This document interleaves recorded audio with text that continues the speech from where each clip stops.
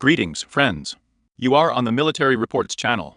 And today we will discuss with you the situation in Ukraine on the 13th of June, 2024 year. A lot of things have happened today, so let's get started. And we will start with you from the Kharkiv direction, where, on the one hand, the armed forces of Ukraine are trying to counterattack. On the other hand, Russian units continue to clear out the strongholds of the armed forces of Ukraine. We will start with you in the Sleptsovsky direction. Today, there were shots of geolocation of the Apu attack, assault actions by, let's say, the Charter Division, the Charter Brigade, the 13th Brigade. In these frames, we can watch the cutting with you. A cut from several episodes of how the armed forces of Ukraine counterattacked in the area of the settlement of Gluboko. And on the basis of individual geolocations, on the basis of individual frames, we corrected the map. Since, for example, if you remember the previous configuration of the map, then this forest field was under the control of the armed forces of the Russian Federation, but based on these frames. At least we have transferred this forest field to the gray zone. Then if we summarize everything, then approximately along this route, the armed forces of Ukraine continued counterattacks. And in general, if the Apu managed to gain a foothold along this forest belt, it will already be very difficult to hold these positions, because here and deep it is primarily concrete, basements. And there is another company support ahead point, so it will be difficult for them to move further here. But in general with this story, with this line, it is possible that in the USU it will be possible to have at least some kind of fire control, and possibly enter the next additional waves, and so it will be possible to move a little deeper. But so far the situation is like this. In the near future, most likely, the armed forces of Ukraine will resume offensive attempts from, let's say, the southwestern direction, in the direction of Gluboko, after which it is already possible that the assault actions themselves will begin in the locality. While the Russian units are holding the defense, they are not planning to retreat anywhere.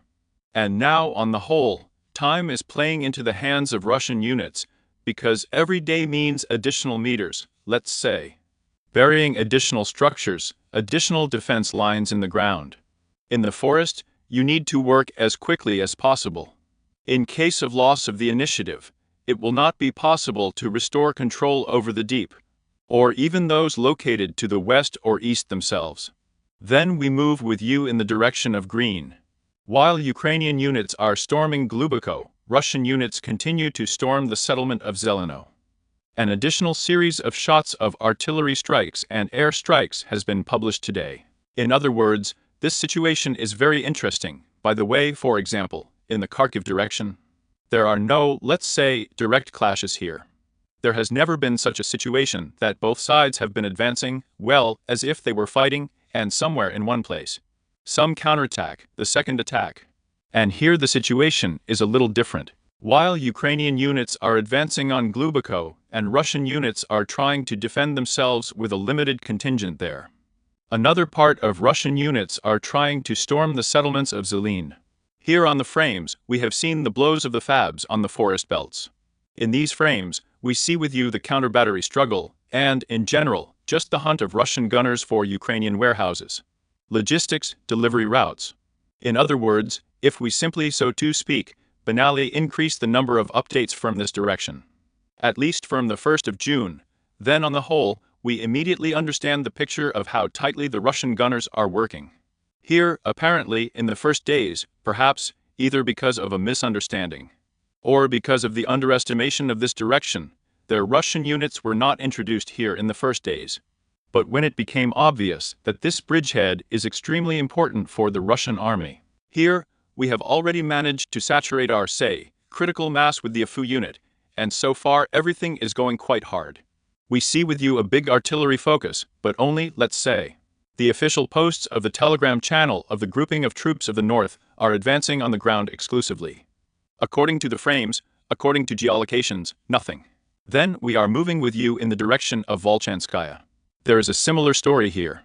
While Russian units are storming, let's say, the Volchansk citadel and the aggregate plant, Ukrainian units are trying to storm in a completely different direction. Say, the heights located between Volchansk and the village of Tikaya. Let's do it gradually, and a little bit at a time. If we talk about the Volchanskaya citadel, this area of high-rises has no changes. Russian units continue, let's say, to level the building with the ground. This is the only way to go through this stronghold. There is simply no point in storming these skyscrapers. This is associated with high losses, given the fact that, on the whole, the grouping of the Russian army here is limited. It is stretched from almost the Bryansk region to the Belgorod region. Therefore, they decided to go the easy way here, just demolish the building. Demolish the building one by one, and as these skyscrapers are demolished, further progress of Russian units will be noted. Of the interesting things, it is worth noting the extremely contradictory interesting information coming from the aggregate plant. As you can see, we have updated the map, painted the aggregate plant such an interesting gray, white, let's say such a cloud. And today, there are two interesting posts on this territory. The North Group of Troops notes that fighting continues for the main administrative building. That is, well, such information that, in general, the assault continues. But if we turn to the pro-Ukrainian cartographers of Deep State, then it was today, on June 13th, that they painted this territory in the color of control by Russian units. That is strange. We see with you, let's say, the map on, say, military reports, and the Deep State more or less corresponds, but note that there is a gray zone between the aggregate plant and, let's say, the mainland, the main territory under the control of Russian units. That is, here is the gray zone. Somehow it is unclear whether the assault, or whether the information does not fully reach us. But in general, today, let's say, pro-Ukrainian sources have confirmed the fact that, indeed, perhaps more than 60 to 70% of the aggregate plant is already under the control of Russian units. If the Russian army establishes and cleans this stronghold, then the citadel automatically disappears, and the heights enter either already to the south, or possibly into this part. And in this part, and attempts continue to advance into some, or rather to counterattack, in the direction of the heights, located between East Volchansk and the village of Tycho. It is here that the main assault actions are being conducted now. If the previous days, the units of Ukraine were limited to small assault groups of up to 20, 30, 40 personnel, then, according to the summary of the grouping of troops of the North, from today they are storming only 100 people. That is, in large groups. And it is reported that, let's say, the last attacks, the extreme attacks of the Apu managed to repel. With the use of flamethrower systems of the Sun, up to 40 personnel were lost in the forest, and they were forced to withdraw. But however, these attacks will certainly resume, and will be even more forceful. Of the interesting things, it is also worth paying attention to a few additional points. Some pro-Russian sources report that Russian units have come close to the village of Bachkova. We are not correcting the map yet, as the information is being received. Well, not to say that these are unreliable sources, but he's not. These sources are not on the list of reliable sources, according to military hundreds, according to our classification. But approximately these fields have already come under the control of Russian units. Fighting is underway in Zibin, Tikho, Volchansk farms, and already to Bachkov. But for now, we keep the map in the gray zone, without any additional layers. And Ukrainian sources also confirm some progress, but much more modest than the progress that, let's say, is noted by pro-Russian sources. And also of interest, it is worth paying attention to the fact that the Russian army, in contrast to, say, the non-Russian army, that is, Russian engineers, builders, military, unlike the Ukrainian ones, is building massively defensive lines already on the territory of the Kharkiv region. A large amount of equipment was driven here, and already a separate, let's say, piece of work appeared in the USU to hunt and destroy Russian engineering equipment. In these frames, we see how the hunt is going, how they are trying to catch and destroy. And, to be honest, literally for the last and May-June, maybe up to 10 cases were recorded of provoked drone strikes by the armed forces of Ukraine on engineering, say, vehicles of Russian units. That is, everything from Plitanovka to Volchansk is simply dug up by a continuous method. And this brings us back to the question that time is currently playing in favor of the Russian army. That is, regardless of whether the further offensive will advance to Kharkiv there or Kupiansk, it does not matter. Ukrainians have concentrated large forces here, probably with preparations, with possible plans for a counteroffensive, in order to, let's say, remove this sanitary zone. However, Based on the pace at which the Russian army is building defensive lines here, this may turn into another job. It will definitely work for 2 years if this positional war lasts another month, and then the Ukrainians will try to counterattack. Then we are moving with you to the North Kup direction.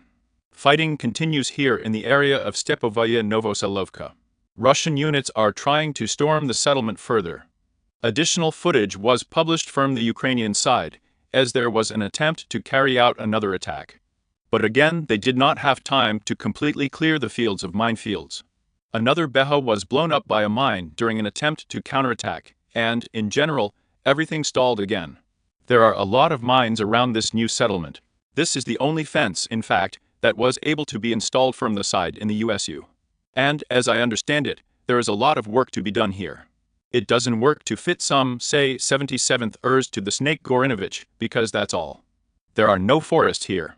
This is in let's say, the endless forests, where you can drive the next Ur-77th. Imperceptibly clear the next strip for the offensive. There's an open field sky here.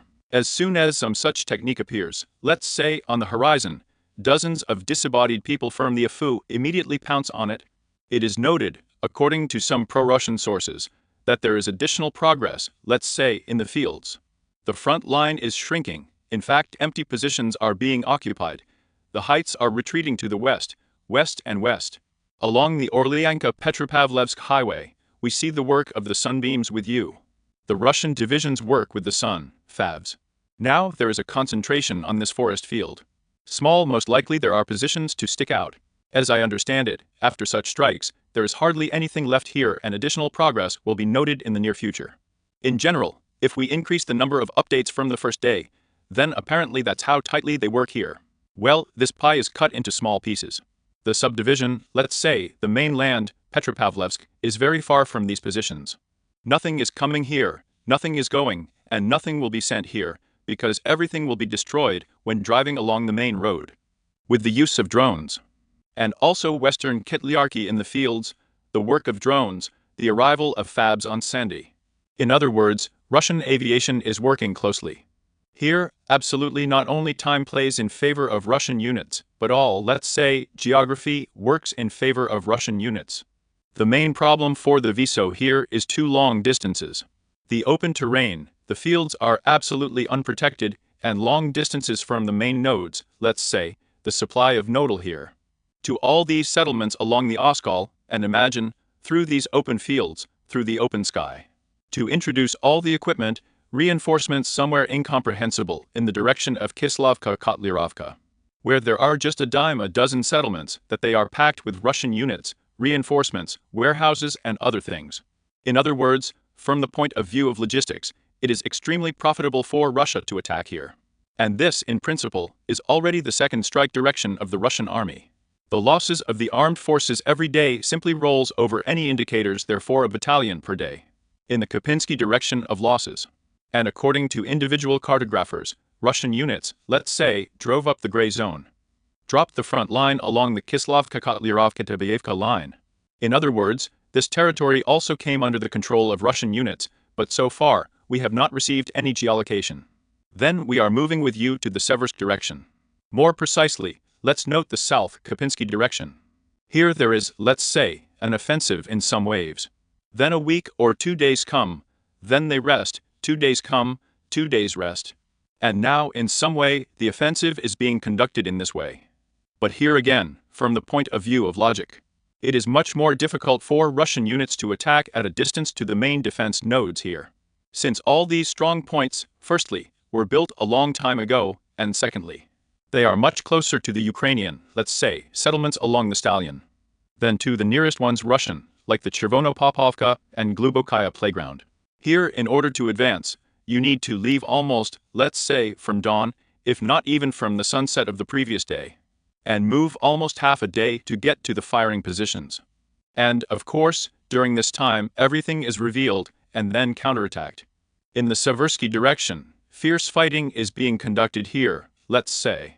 Russian units are storming the north, in fact. Individual cartographers note full control over the chalk quarry and over Balogorovka already definitively. Of the interesting things, it is worth noting that Well, until we received confirmation of control over this stronghold. The only thing we have is footage of strikes by Russian drones with a bucket on a wheelbarrow, MTL south of this stronghold.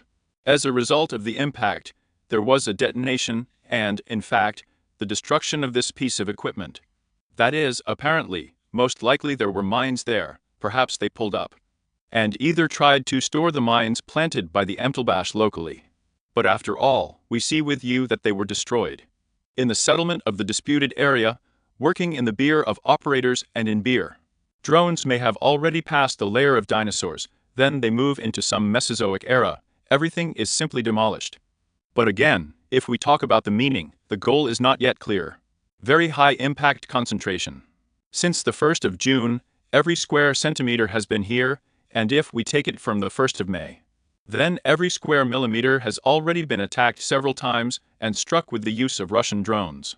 Extremely important news is coming to us through the dredging Razdalovka line. Today it's about Ukrainian cartographers.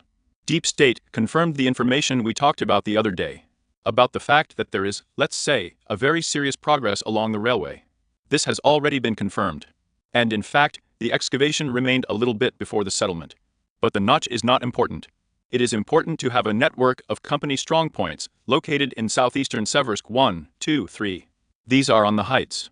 Of course, Russian units will have to spend a lot of time here, but in fact, after the first company strongpoint, the battle for Seversky itself, for its approaches, will begin.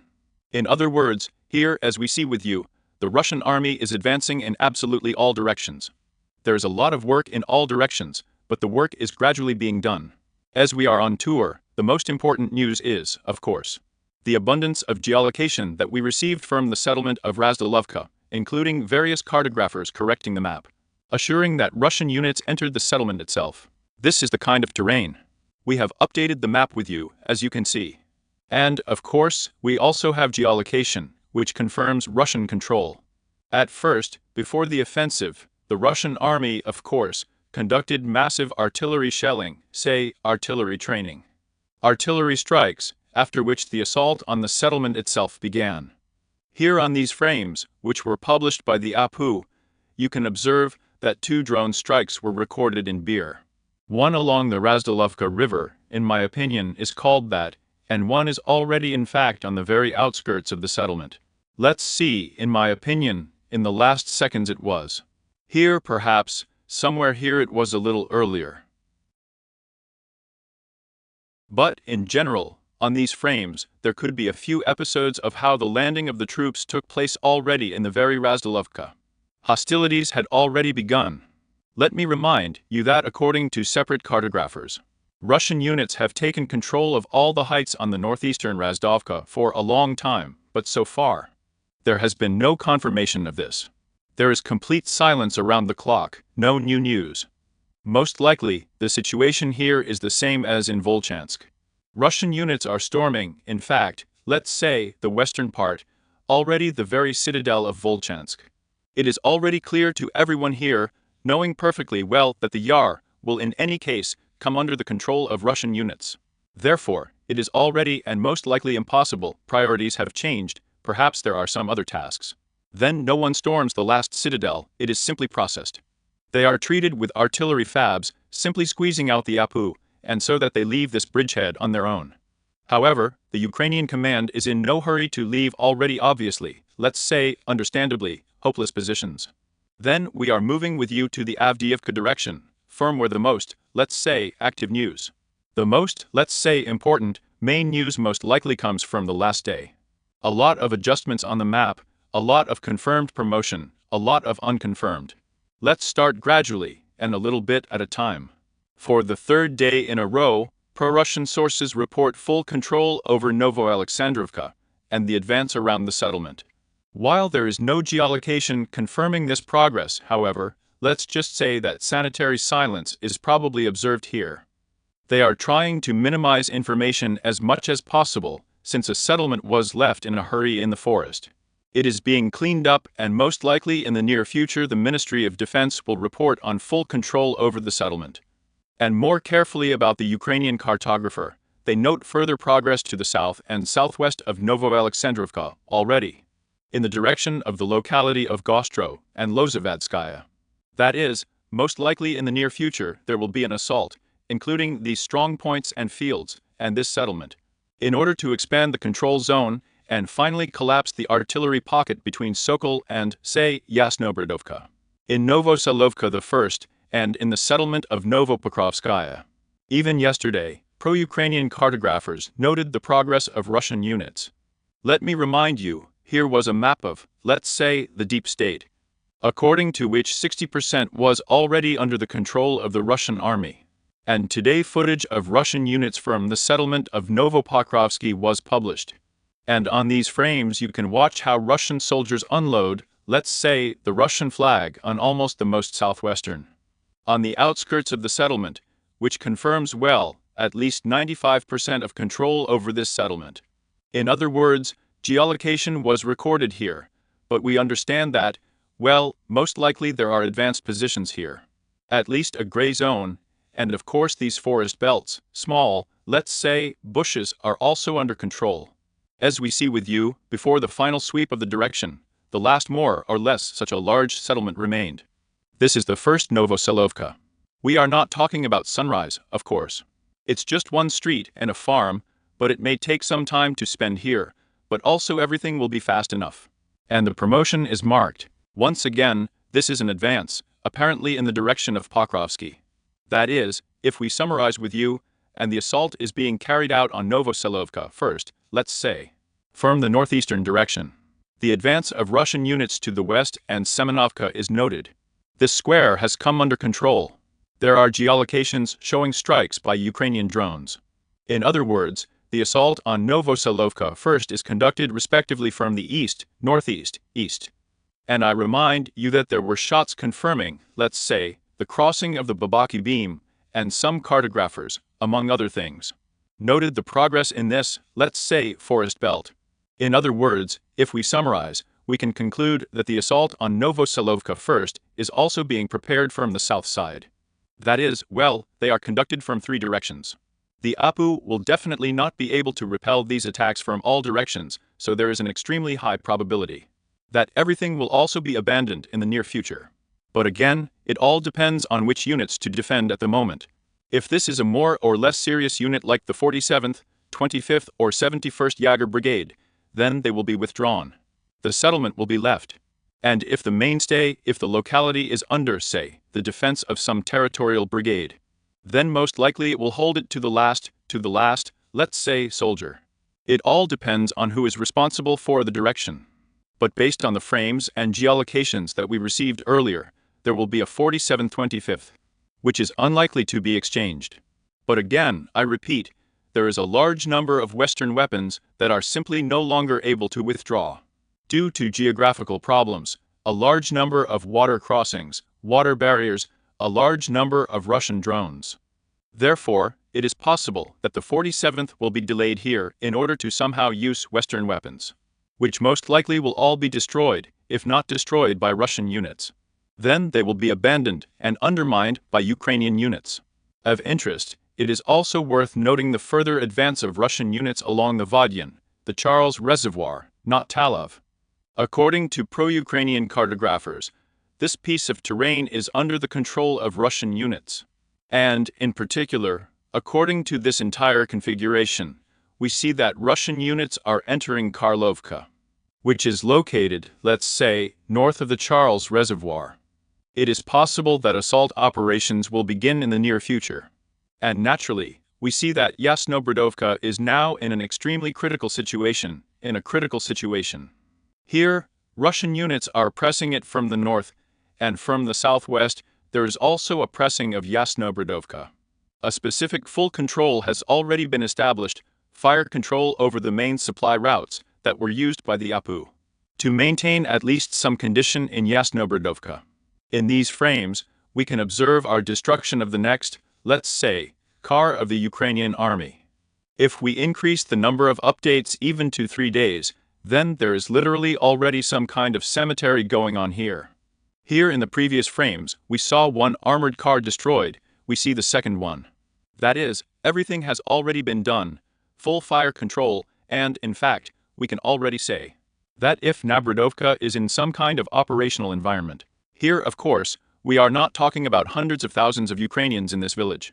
Perhaps some, maybe 50, 20, 30, 40 people, are smeared somewhere all over the area, but already they have, as we see, an extremely difficult critical situation. They either retreat, or they will be completely surrounded. In Krasnogorovka, information was received today about the beginning of retreats from the settlement, in connection with the expansion of the control zone of Russian units. However, it was all just in words. There is a fiery anomaly in the Kurikov area. Artillery strikes are already underway on the settlement of Ostroya, and here we noted with you the other day the progress of Russian units along the railway. Perhaps the Russian army has come up with some kind of bold plan to break through the defense, to get into the state security in general. With some kind of big blow, fast, operational, well, maybe there is some kind of departure and so on and so forth. It's hard to say how this whole story can end, but the blows are being inflicted on this particular locality. Then we are moving with you to Konstantinovka. No news. The 79th Brigade went off the air for a while. It is possible that some kind of assault actions are being carried out by the Russian army. So for now they have taken some kind of pause until it turns out it will not be possible to stabilize the situation. But based on the latest posts, and based on the fact that the 79th has already lost its, let's say, combat capability, there is an extremely high probability that they will either not get in touch, or if they come out somewhere from the area of Kotarinovka and Tonovka, or even from Vodianova. Then we move with you to Staromayorsko, Harvest. Here is the great Novoselovka, where Russian units took full control of Staromayorskaya. Pro-Ukrainian cartographers confirmed this information. Assault operations are underway in the most productive, but of the important ones, it is worth noting further, say, air strikes in the area of Velikaya, Novoselovka. Strikes are being inflicted on these farms, arrivals by FABs. The blows are dealt in a non-boring way. In other words, the destruction of Ukrainian logistics continues, let's say methodically. In order to prevent the transfer of reinforcement units to the south, most likely, another 1 or 2 or 3 days will be bombed. And they will continue to try to finally put the squeeze on the position of the crop, with the aim of going further to the same Makarovka, Blagodotnaya, and Storozova. And if we talk about the work direction, then there is no news. Exceptionally, here are interesting shots from the village of Tsvetkovoy. The arrival of the FABs is very much a city that is at some distance from the line of contact. That is, some rare shots from this direction. For work is mainly carried out on the northwestern part. Strikes from the sun are being carried out. Strikes are being carried out with the use of drones. That is, in any case, the direction, even if not so active, but no one is going to be here on vacation. There will be a gradual, albeit without major breakthroughs, but gradually the forest belts will be eaten up. In order to finally reach the frontiers, let's say in June 2023 of the year, before the start of the Ukrainian counteroffensive. In Kherson, there is a high activity of disembodied APU, working as drones in the settlements of Cairo, Sofiyevka. The Russian country, in turn, is trying to identify and catch all the bases and everything, let's say, with the building of the operator's location, and in the beer of the APU drones, and they are regularly attacked with various weapons, FABs, missiles, and so on and so forth. In general, this is all about the situation on Earth. There are several important, let's say, political news. Interestingly, it is worth noting that the head of intelligence of Ukraine, Budanov, said that the Russian army has deployed C-500 Prometheus on the territory of the Crimean Peninsula. And if we talk about Ukraine itself, we expected to appear in the 16th in the near future. However, information is already being received today that Denmark has postponed the terms of issuance and deployment to 16 on the territory of Ukraine until after the summer. That is, when exactly it is again incomprehensibly smeared. Although, on the other hand, it is possible that this is being done on purpose in order to somehow, let's say, smear there. Then when it is really deployed at 16, they can be deployed at any time. The oil storage facility continues to blaze all over Ukraine. An oil storage facility in the Kiev area has been burning for a day. It was received, just before the start of the video, information was received that in the area of, let's say, the Dnieper River, some more oil storage facilities were hit. Then now there are strikes on the energy infrastructure, of course on fuel storage facilities, in order to create a more unpleasant situation and, of course, provoke an increase in rising fuel prices. Now the main source of generation is again a large number of generators, and of course the increase in fuel prices can, let's say, hit the pockets of ordinary people. Of interest, it is worth noting that today in the near future, according to American, let's say time, the signing of say, a security guarantee agreement between the United States of America and Ukraine is expected. These will most likely be the last large-scale such, say, security guarantees signed by the outgoing Biden, most likely.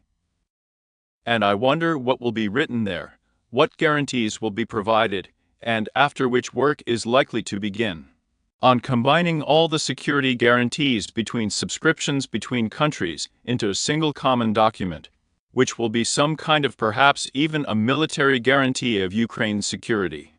But that's again for next year. There will definitely be a lot of work there. Of interest, it is also worth noting the ongoing history in the Caribbean. Let's just say the second Caribbean crisis continues. Exercises are being conducted, and will be held. And this is extremely disliked by the Western, let's say, partners of the Russian Federation. In other words, it is an unpleasant moment that Russia as a whole is also able to conduct nuclear exercises at the shortest, say, distance to the United States of America, using one of the most powerful weapons that only exists on the planet, more precisely, Zircon carriers.